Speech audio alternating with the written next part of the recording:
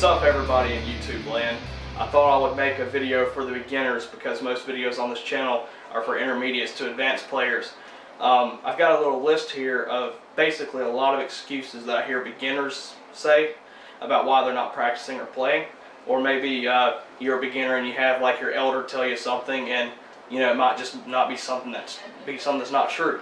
But I have a list here with my top 10 excuses, and I'm basically going to go through each one of them and tell you why they're false and how you can help make them false, if that really makes sense. But let's get started. So first up, let's say you don't have time. Well, it's all about priorities, you know, how important learning the instrument is to you. You're on YouTube watching this video right now, and in that time, you could be practicing, right? And you know, if you need to write down a schedule or something, go ahead and make it. If you find yourself not doing anything productive, that's the perfect opportunity to pick up your guitar. Once you get past a certain point in playing, you'll eventually get to where it's entertaining no matter what, even if you're practicing something. For me, I was a retro gamer. I did a lot of collecting pretty much religiously, but once I got really serious about my playing, voluntarily that hobby just went out the window, because my idea of fun now is picking this thing up and starting to wail on it, you know. So you know, just prioritize.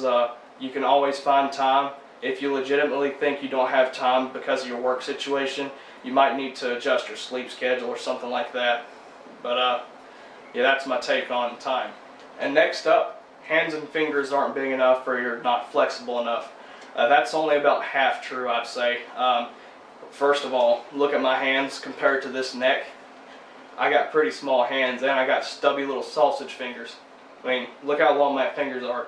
Not very. I got like little kid hands. But you know, I can still play this 8-string right here just fine.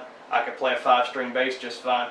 The reason being, yes, you might not be flexible enough, but this applies to sports even. Like if you're learning martial arts, maybe you want to learn Taekwondo, and you try to throw a high kick to somebody's head on your first day, you're going to hurt yourself, and you're also not going to get your leg up that high, because you have to condition your body to be able to do it. You have to learn the appropriate stretches and exercises to actually accomplish that height. Same with guitar. So I'm going to show you a few exercises, and this will pretty much help you gradually build your finger strength up and your independence. So first off, I'm going to just start with a chromatic scale. You've probably seen it already, but you'll want to start off maybe higher up the neck, about the 12th fret. So I'll just demonstrate.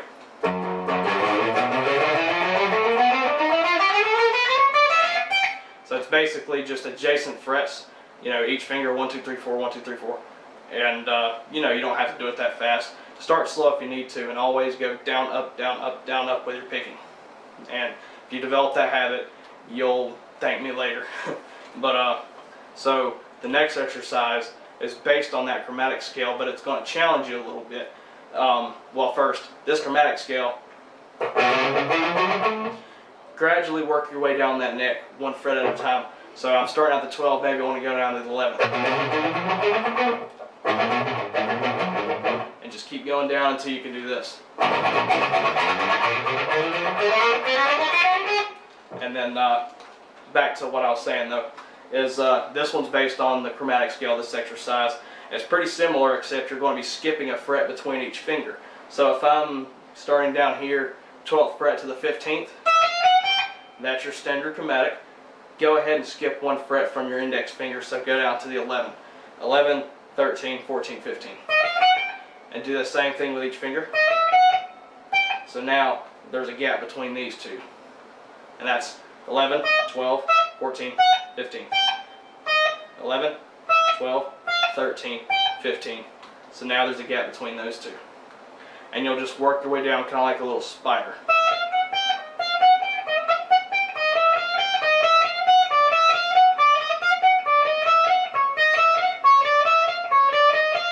You get the idea. And work your way all the way down as far as you can.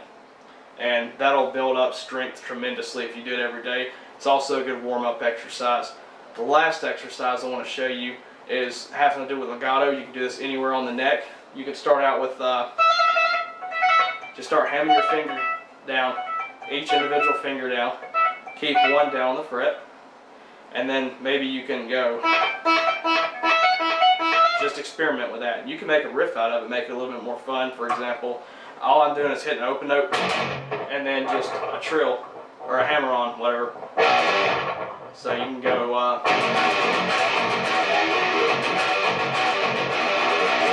it'll help you practice your picking and your finger strength, and it'll build a lot of independence in your fingers. And of course, like I said, you don't have to do it that fast. Start with a metronome first. But the idea is to really, that's what you want to really focus on. And you can do it with different fingers, maybe 5 to 8 like I was doing, except use just your middle and your pinky. So you go,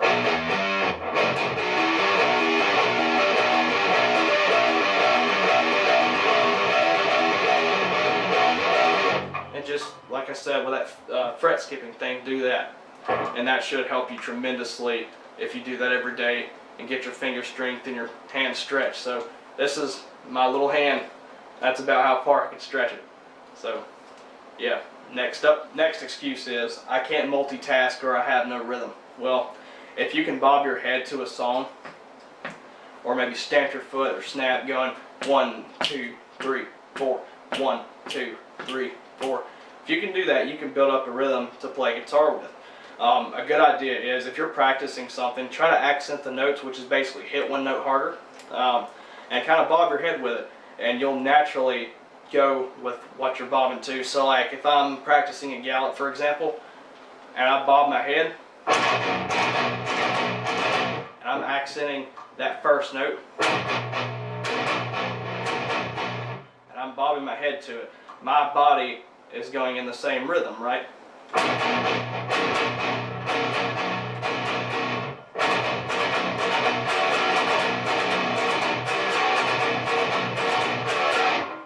So yeah, that's just a little tip there. What do I have right here? Let's see. Also, I wanted to say guitar is not really necessarily multitasking. Yeah, you're playing one thing on this hand and something sort of different on this hand. However, wherever this hand goes, as long as you're coordinated enough, which that comes in time. Like I said, practice with the metronome slow at first. This hand is pretty much following this hand. So if you're right-handed, this is your dominant hand. And then this is just kind of following each other. It's not like piano where you have to play 2 leads. That's multitasking. Another one is I don't have the gear. The very minimum you need really is a guitar, whether it's acoustic or electric. That's it. If it's electric, you don't necessarily need an amp to practice. If you're a beginner, you're practicing these exercises, and maybe you want to do some chords. That's another little stretchy thing you could try. 1, 2, 3, 4.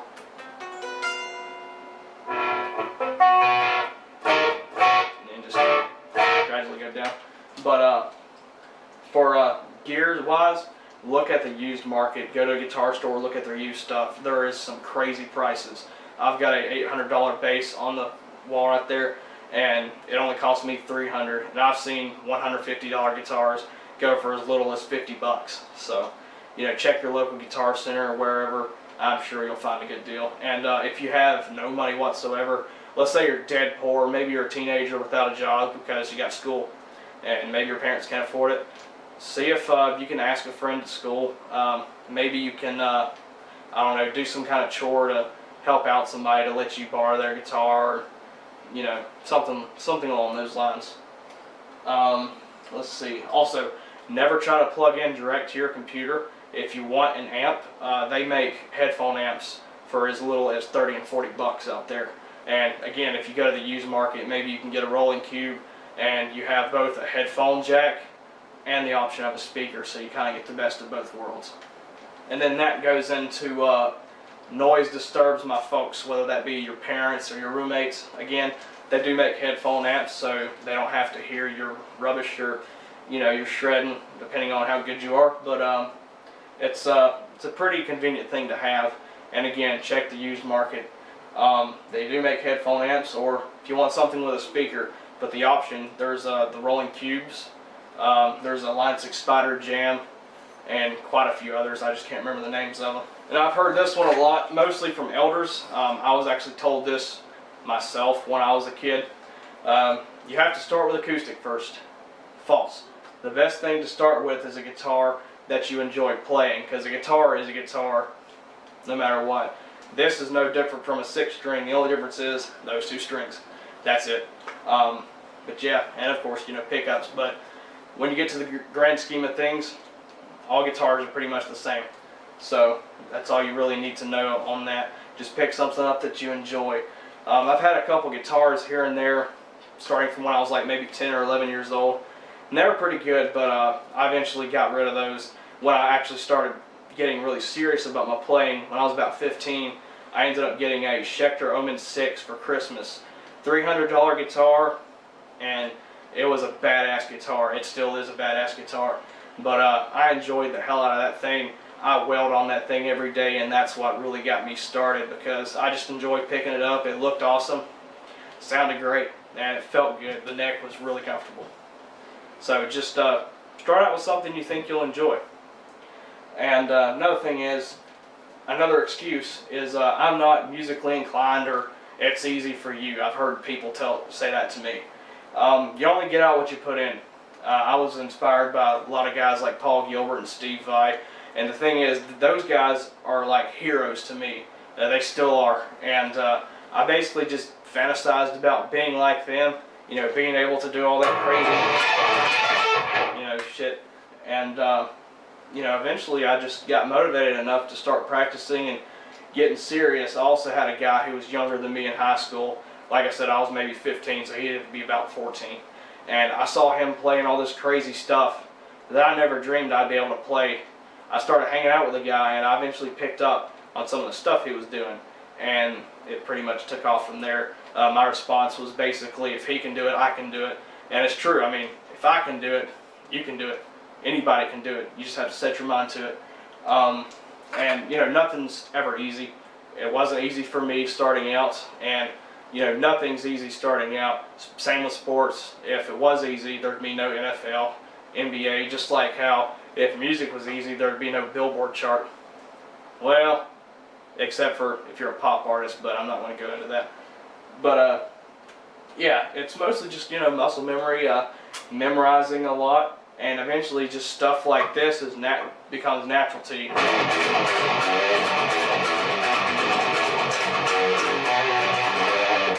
It'll just become natural to you over time. It becomes easy, but it's never easy at first. I hope that kind of sheds some light on there. Now, I've heard people say, well, guitar is not for me, or maybe they'll say, well, I'd rather play bass because it's easier, because it has less strings.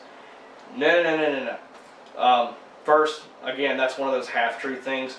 Maybe guitar is not for you. You know, if the thought of playing guitar, when you see your heroes on stage, if it doesn't get you excited, if it doesn't make you fantasize about playing guitar yourself, then it might not be for you. Maybe you do want to switch instruments and find something else. But if you're thinking that you should go with a bass because it has less strings, no.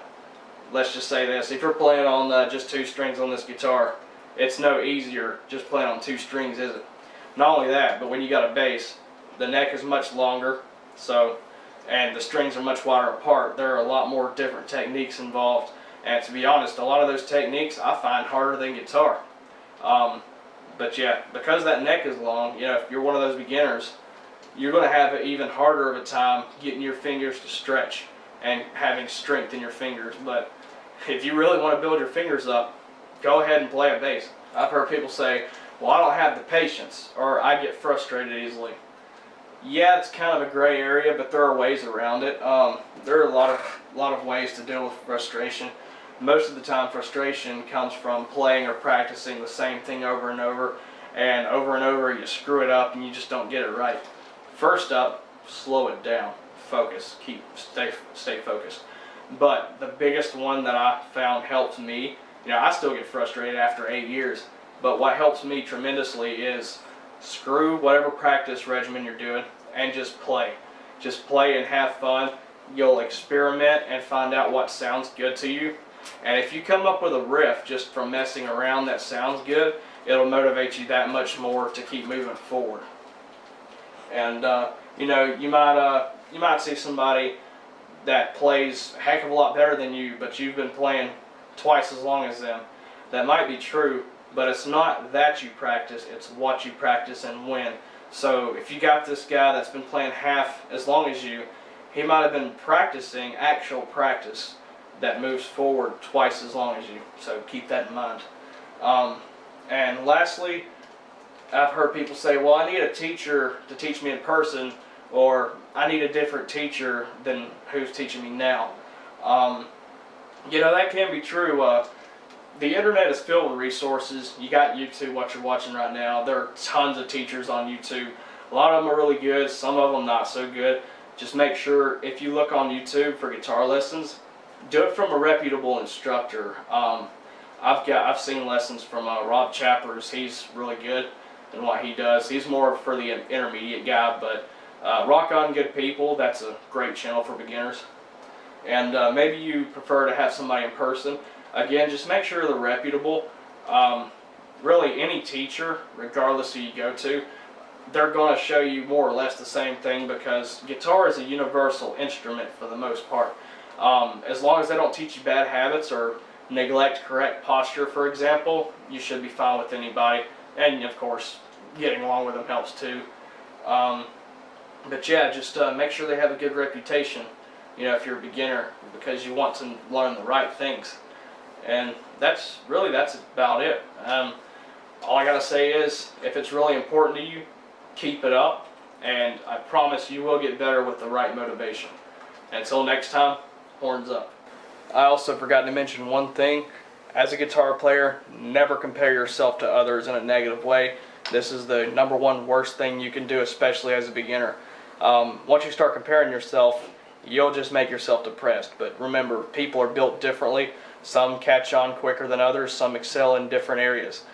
Just focus on your problem areas and make sure that when you make your sound, it sounds like you.